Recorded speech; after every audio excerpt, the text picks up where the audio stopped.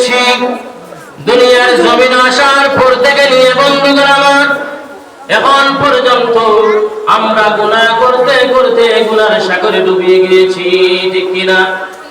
এমন গুনাহ করেছি গো, যে গুনাহ যদি আমার বাবা জানে আমাকে বাপ ছেলে বলে পরিচয় দিবে না। এমন গুনাহ করে ফেলেছি গো, আমার মা যদি জানে আমার ছেলে গুনাহ করেছে, মা আমাকে ছেলে বলে পরিচয় দিবে না। এমন অন্ধকার রজনীতে গুনাহ করে ফেলেছি, যে গুনাহ যদি আমার স্ত্রী জেনে নেয় তাহলে কোনদিন আমার স্ত্রী আমাকে স্বামী বলে সম্বোধন করবে না। এমন গুনাহ করে ফেলেছি গো, এই জীবনে ৬০-৭০ বছরের জিন্দেগির মধ্যে যদি আমার সন্তান জেনে নেয় যে আমার বাবা এমন গুনাহ করে ফেলেছে, সন্তান আমাকে বাবা বলে ডাকবে না, ঠিক কিনা? হ্যাঁ, এমন জীবনে গুনাহ করেছি যে গুনাহ দুনিয়ার জমিনে কোনো মানুষ মানিয়া নিতে পারে না। কোন নেতা মন্ত্রীও মানবে না, ছেলেও মানবে না, মেয়েও মানবে না, বাবাও মানবে না, মাও মানবে না, স্ত্রীও মানবে না। এমন গুনাহ করেছি যে গুনাহ মালিক ছাড়া কেউ জানে না। এই গুনাহ করে করে আমার জিন্দেগি বাস্তবায়ন করেছি। আমার আল্লাহ ঘোষণা করে জানাই দিলেন কুরআনুল কারীমের মধ্যে, বললেন কুল ইয়া ইবাদি, এগো নবীজি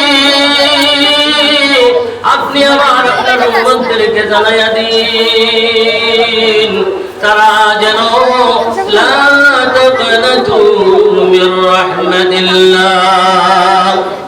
قل يا عبادي الذين أسرفوا على أنفسهم لا تقنطوا من رحمة الله. الله تبارك وتعالى قل الحبيب محمد رسول الله صلى الله عليه وسلم के জানাইয়া দিলেন আর বললেন, নবী আমার বন্ধু আমার হাবিব,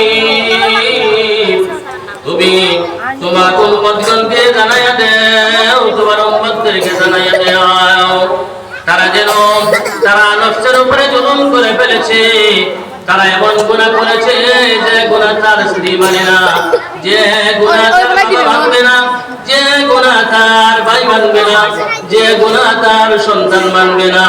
এমন গুনাহ করতে করতে সে সাগরের মধ্যে ডুবন্ত হয়েছে। ওগো নবীজি তুমি তোমার উম্মতদেরকে বলে দাও যারা তাদের নফসের উপরে জুলুম করে ফেলেছে, গুনাহ কবিরা করে ফেলেছে, গুনাহ সগীরা করে ফেলেছে, আনফুসিহিম লা তাকনাতু মির রাহমাতিল্লাহ, আমি আল্লাহর রহমত থেকে তারা যেন নৈরাশ হয়ে না যায়। চিৎকার দিয়ে বলেন সুবহানাল্লাহ। যে গুনাহ মা মানতে পারে না, যে গুনাহ স্ত্রী মানতে পারে না,